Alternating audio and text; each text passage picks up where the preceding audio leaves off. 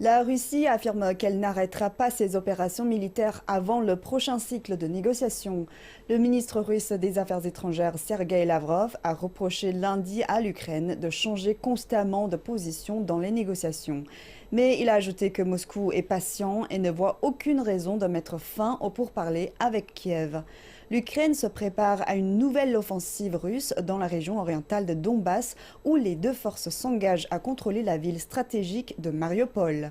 Le président Volodymyr Zelensky affirme que Mariupol a été détruite et que des dizaines de milliers de personnes pourraient avoir péri dans les combats.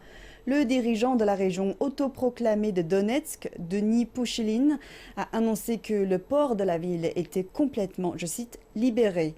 Le maire adjoint de Mariupol, Serhiy Orlov, affirme cependant que les forces ukrainiennes résistent.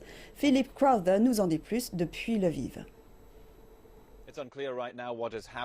On ne sait pas encore ce qui se passe dans la ville assiégée de Mariupol. En effet, un dirigeant de la région de Donetsk dans le Donbass affirme que son peuple contrôle désormais la ville portuaire, mais le maire de Mariupol rejette cette affirmation. Bien sûr, dans une ville assiégée comme Mariupol, il est très difficile d'obtenir une vérification indépendante. Dans une interview, le maire de Mariupol nous a donné un aperçu de ce à quoi cela pourrait ressembler sur le terrain à Mariupol, et c'est assez effrayant. Il dit tout d'abord qu'au moins 10 000 civils sont morts pendant le siège de cette ville.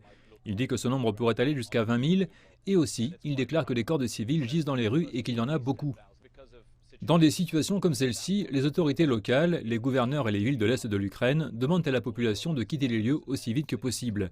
Parce que l'offensive russe pourrait avoir lieu à tout moment maintenant. Nous savons que les troupes russes avancent, essayant de prendre le plus de territoire possible dans la région du Donbass, mais aussi que les frappes aériennes augmentent en ce moment même.